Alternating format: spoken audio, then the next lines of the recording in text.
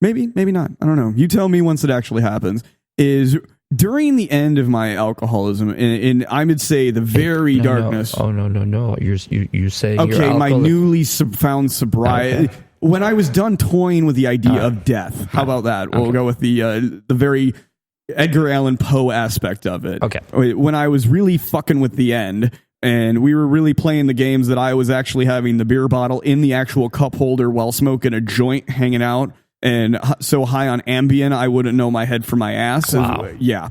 That's how the DUI happened. And as I was doing that over and over and over again, the DUI scared me enough not to drive. We live in the time of Uber. I can get fucked up everywhere, and only cost me $7 to get from downtown back to my house. It's amazing. It's amazing.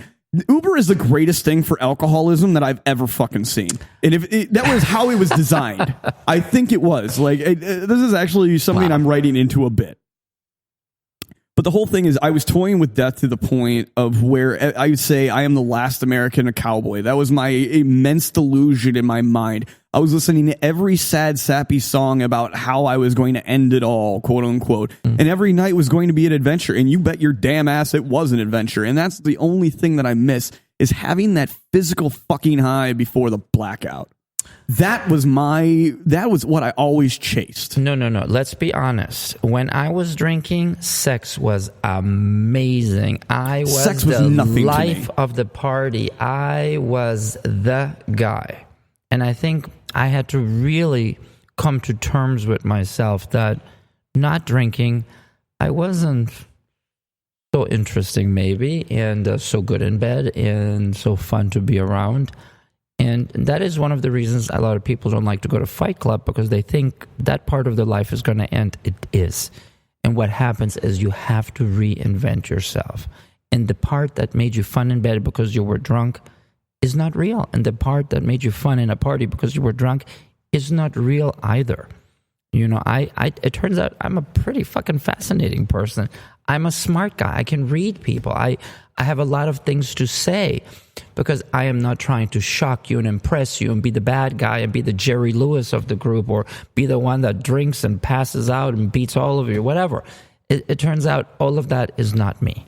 It's all the psychological delusion that your mind plays on you when you have already been adjusted by the chemical itself. Because it gives you the manipulative thoughts and everything. I'm not saying that everybody has these fucking problems. Because a lot of our listeners do and they don't. Because here's the thing. Some people don't know they have these problems yet. They're still within this shit. You know, is what I call it. I explain that my alcoholism kind of reminds me of PTSD from Vietnam. Because it was as dark. And I mean, maybe I wasn't getting shot at. But the same amount of danger was always there because I was a walking fucking time bomb. Ask the sports town bartenders, and I guarantee you they'll give you a solid answer about what I was like. Do you know that I was a bartender in sobriety? It was one of the most interesting things that happened to me. So I was sitting next to somebody at Fight Club, and we were talking in between a little like a break, and he goes, "I own a bar." And I said, "Oh my God, I always wanted to be a bartender." He goes, "Well, I happen to have I think it's 9 to 11 on Fridays and a 10 to 2 on Saturdays." It was the sleaziest gay bar in Orlando. I won't mention names.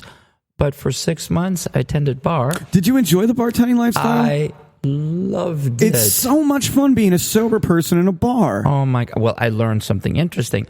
The successful bartenders are all sober. Yep. They come on time. They're prepared. They don't drink with the customers. They don't steal. They don't have sex with customers.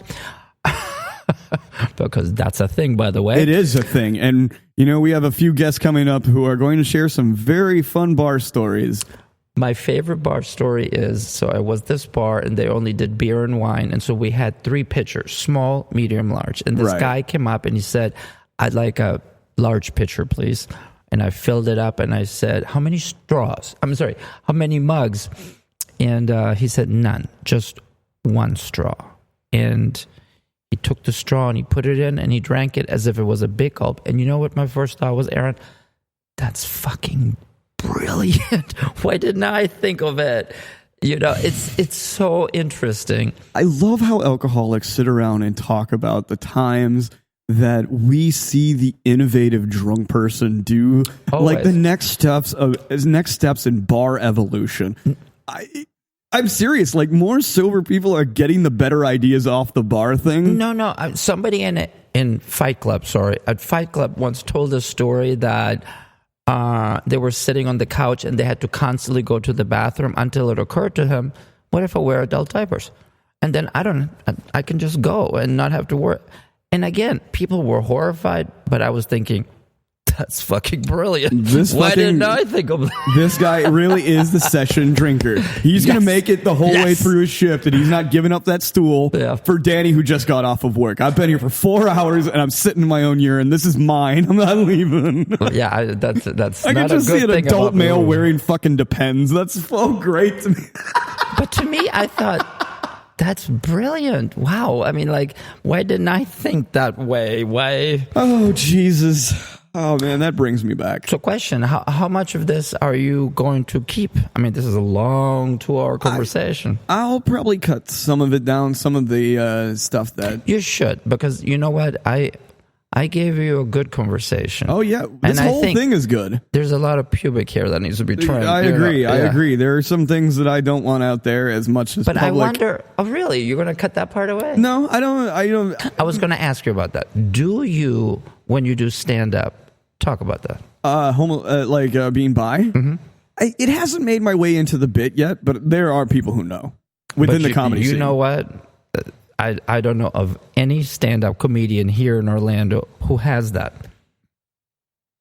There's a couple who talk about being bi who are straight. I feel it wouldn't be as applicable now, though.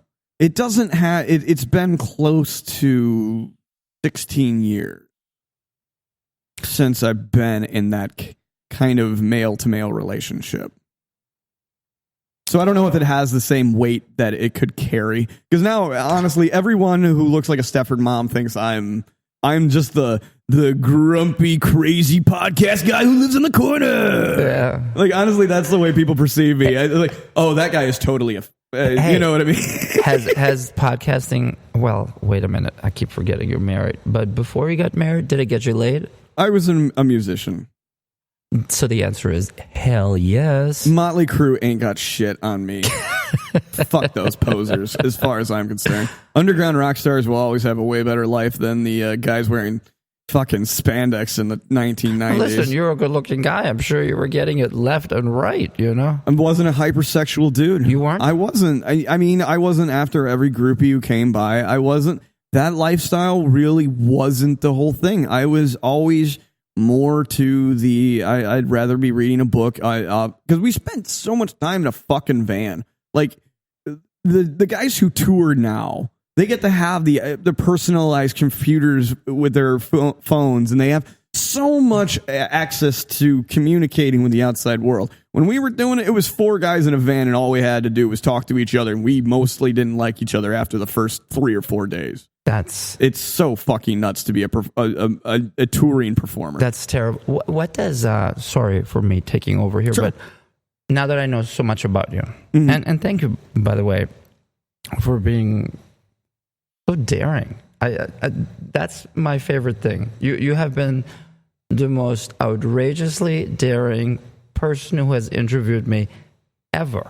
Yeah, ever. Why is this important? Why do you need to be in this business? You know, because somebody asked me that and I lied.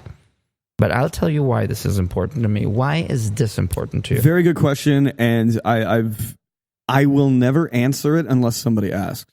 Because growing up, aside from the fact that I had a group of 5, there was 4 males a group of 6. A group of 4 males and 2 females. The females were the artistic, free, fun, you know, and the other ones were the intellectual. And somewhere I fit as the the punk rock kid, or the only punk rock kid in the small town, the one who would be socially charged about political means, or, you know, any kind of driven force that needed to fight the man. So my voice was always kind of redundant. You know, my calls to action were always assumed to be just another level of angst that I was following the flavor of the week to be angry about, which is really flagrant now, fucking everywhere. But as time grew, people didn't really care what I had to say. So I basically didn't talk anymore. But I went to college. I wanted people to read the information that I was publishing into the newspaper that I was working for. I wanted that information out. I wanted to be heard. And I was never given a limelight until I had to scream fuck on public radio, and someone from the FCC had to hear it and shut down my show. And then finally people were listening to me. So I found out the more controversy at the time, it makes me important. And then 10 years went by. I didn't give a damn about doing this. And I was still the overly loud alcoholic guy in the bar. Cool. So now I'm trying to repair that reputation at the same time being better than everyone at a game that I think that they didn't think I was playing. Aaron, you have incredible game. Look at this conversation. I mean, granted, I make it easy too, but you pulled out interesting things. This is amazing. This is what this town needs. This was better than sex. I feel alive that I've had an intellectual all over the trailer park conversation about things that matter. You and I covered things that really deeply need to be discussed. Yes. And people are getting to know you too. Knowing the man behind all this rhetoric, whether it be your personal image being, praised or ashamed or whatever kind of fucking weekly flavor that they want to throw towards Boris's way. For me, I love controversy. I'm always having one right or left foot in a big pile of shit. I know that. And so I wanted to start making other bad shit disappear and properly putting out something that isn't full of fictitious bullshit, right, or leaning one way to the right or the left. I just wanted to be heard. Because, like I said, going back to that humanitarian thing, people need to just turn off their fucking phones, sit down and have a conversation, whether it be in a bar or the Fight Club or your church choir or wherever. I'm sick of people being alienated. And people really, really, really now need to start paying attention that we are one species. I wrote something about you before I came on. I said that you're a part of the new wave of no bullshit podcasters that want to have a real talk.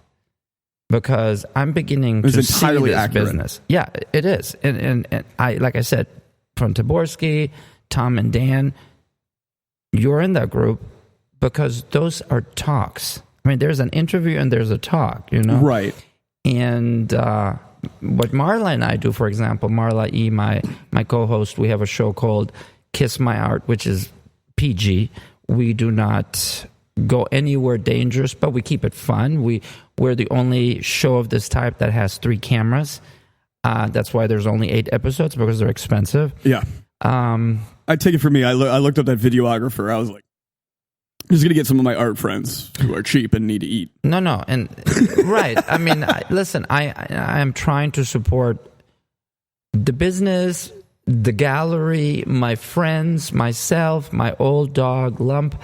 There's so many aspects to what I'm trying to do as a curator / gallerist / somebody in this position. One of the things I wanted to talk before we go, you're allowing me to throw out some of my products. I was asking you if you knew who Kyle Eagle was. Kyle Eagle, the only reference, and he has some association to some organizations that I know of. And Chris had told me about him. So Kyle is the host, creator, host, owner of The Major Scale.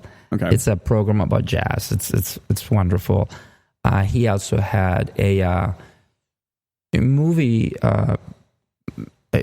program at the Avalon Gallery called More Q Than A, where he showed international movies, famous movies. That's fucking cool to me. That was amazing.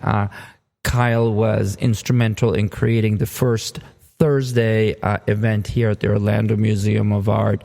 He has 4 shows yearly at the Mills Gallery called Kyle Eagle Presents Whatever You Want It to Be. And we have a show coming up next Friday the 10th with Anna Cruz and Adam Levine, like the musician, but spelled differently. I always wanted to know that, so it's not the same guy. Not the same guy. Every time I look at that, I was like, why the hell is Adam Levine hanging out at like What's the place down the road here? The pork place. I don't like. I see him tagged, and I'm like his personal. Like, no one is going to believe that I know Adam fucking Levine. All right, that's how I'm.